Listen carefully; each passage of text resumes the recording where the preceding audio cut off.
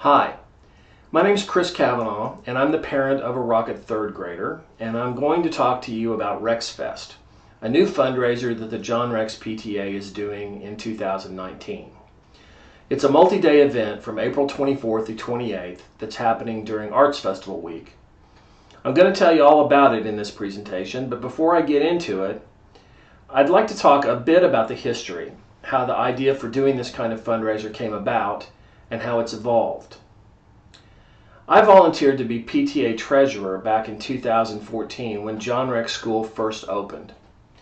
Since we didn't have any financial history, I did some research to try and find out what a typical budget for a PTA that serves a school our size might look like. What I learned is that there was much more variation in PTA budgets from one school to the next than I ever would have guessed.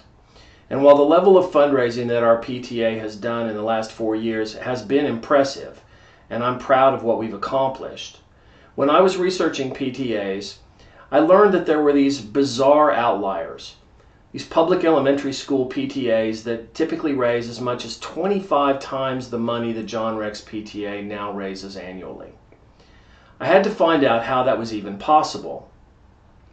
What I learned is that the most successful public elementary school PTAs in the country are almost all in highly urban settings, just like John Rex. And one strategy that they commonly use to fundraise is to host large events aimed at the general public. Let me give you an example. This is a screenshot of the web page for a PTA fundraiser for 2 public elementary schools in the Tribeca district in Lower Manhattan.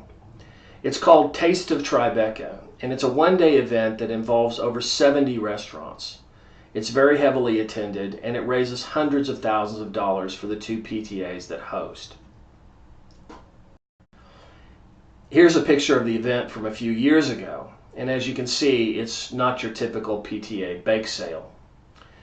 So I began wondering how we could do a big public event like this at John Rex. And when would we do it? I don't know about you, but just looking at this picture brings to mind Arts Festival Week. Arts Festival Week is the busiest week for downtown Oklahoma City by far.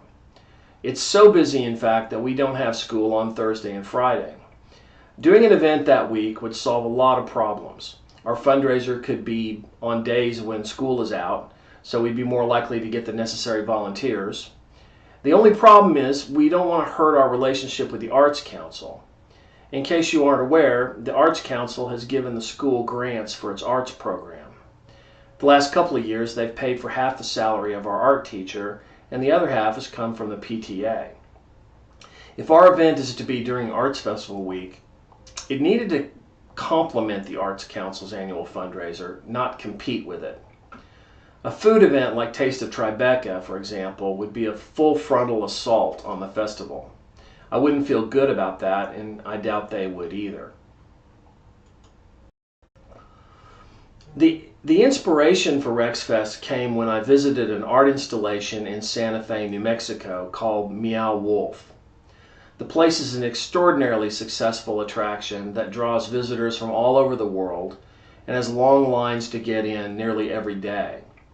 It's part of a growing trend in the art world called immersive art, where instead of a gallery type experience, the visitor is immersed in and interacts with the art. When I had the good fortune to meet some of the founders of Meow Wolf, I learned that they were working on a portable exhibit that could travel from city to city.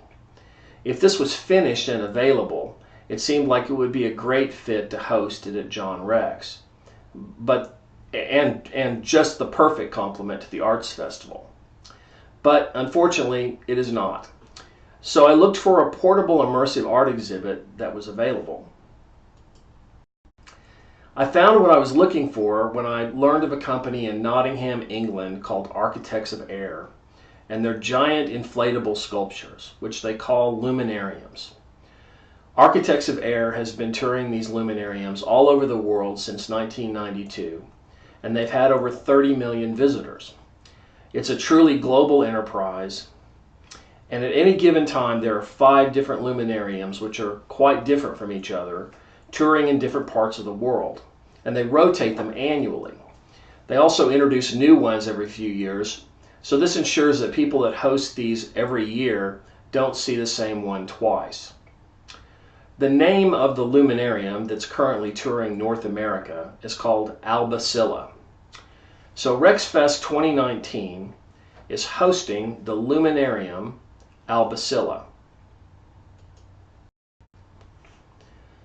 Like Meow Wolf, luminariums are really popular. Wherever they go, long lines are the norm. This is a picture of one in San Diego from a couple of years ago. I've talked to a lot of people that have hosted luminariums, and I visited one in October in Des Moines, Iowa. And I keep hearing the same story. Everyone's very happy with Architects Fair and their support. The community loves the exhibit, and they can't wait to do it again. Inside the luminariums, the natural lighting, even on cloudy days, create these very vivid colors. It makes the place seem otherworldly. It's been compared to being in an alien spacecraft or a cathedral. One person said it's like being inside a stained glass window. Luminariums are about half the size of a football field, and it doesn't take long for visitors to walk through the whole thing. Then they usually wander back to their favorite spot and sit and take pictures or just soak it in.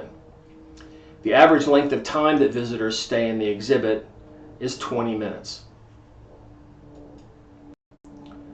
The flow of traffic in the exhibit is controlled by having people take their shoes off and put them in these cubbies. We stop letting people in when there are 60 people in the exhibit. If more than that are admitted, it'll detract from everyone's experience.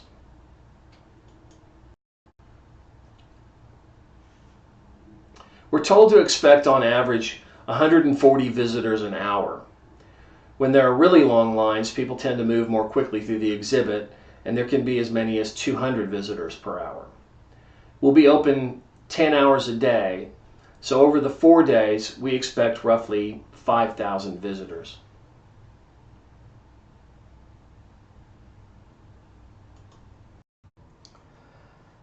Ticket pricing will be $10 for adults, $8 for kids 3 to 15, and children 2 and under are free. Advanced ticketing will be done through Eventbrite, and that's $17 per adult, $14 for ages 3 to 15. Advanced ticket purchasers won't have to stand in line. We're also offering discounts for Oklahoma City Public School kids, for marathoners, and we're going to have a family purchase package.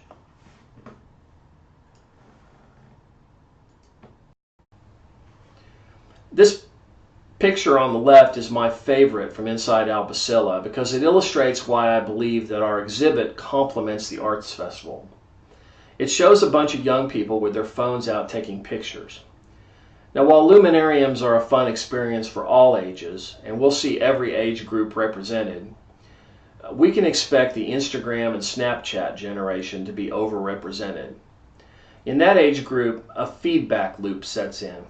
Social media lights up with pictures of people touring the exhibit, and then their friends all have to come check it out. This age group in particular has been historically underrepresented at the Festival of the Arts because the art has a reputation of being a little too pricey for them. Now, Arts Festival organizers have been working to change that, but young people can't see the affordable art if they don't show up to the festival. I'm confident that RexFest will attract young people downtown during the Arts Festival that wouldn't otherwise come. And I believe that our impact on the Arts Council's annual fundraiser will be a positive one.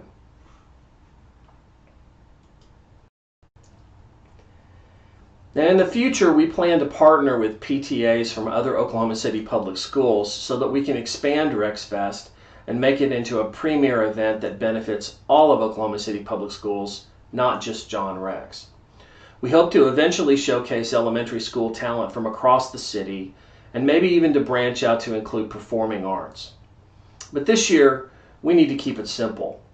So we're going it alone in year one, but to demonstrate our intention to share this opportunity with the rest of the Oklahoma City public schools, we're donating $1 for every ticket we sell to the Foundation for Oklahoma City Public Schools. Okay, here is our site plan. We'll be directly across Walker to the east of John Rex. For those that don't know, this property used to be Stage Center, and then Stage Center was demolished, and they cleared the site to build a skyscraper for OG&E headquarters. But OG&E changed their mind. They still own the property, but they turned it over to Myriad Gardens to manage, and now it's called Together Square. The Myriad Gardens generously agreed to let us use this property for RexFest. The corner of Sheridan and Walker is one of the most high-profile locations in all of downtown OKC, and we'll have a ton of crowd control fencing along Sheridan and Walker from which to hang highly visible signage for our sponsors. I'm hoping that some of the sponsors will think of this event as an opportunity for advertising and marketing as much as philanthropy, because sponsoring is like buying a billboard sign at one of the busiest intersections during the busiest week of the year in downtown Oklahoma City. And if that isn't enough, there is the Oklahoma City Memorial Marathon. The marathon this year moved their finish line from Broadway to the corner of Hudson and Sheridan. The finish line festivities will be happening at Myriad Gardens and, wait for it, Together Square. We've met with the Marathon Planning Committee, and they seem genuinely pleased to have us at Together Square, and they feel that RexFest adds to the party atmosphere. We're planning on Sunday to shift our hours earlier, in effect to open and close 2 hours early to accommodate that crowd.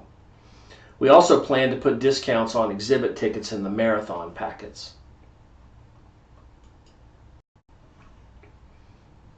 Now, before I finish, I want to drive home that I believe RexFest can become a really big deal in years to come. I envision that the John Rex PTA one day will be mobilizing a small army of volunteers from public schools all throughout the Oklahoma City area. Parents and teachers will participate in an event that provides funds for dozens of PTAs throughout the metro area and fosters a spirit of family between all of the Oklahoma City public schools. We're really only limited by our imagination.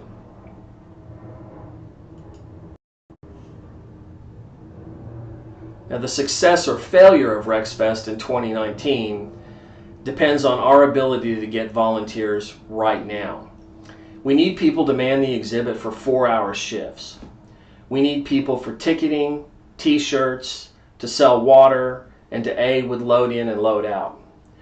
Kelly Haken-Hadsall is our volunteer coordinator, and her email is at the end of this video. Please contact her if you are willing and able to help in any way. If you volunteer to man the exhibit, I can promise you'll have a good time.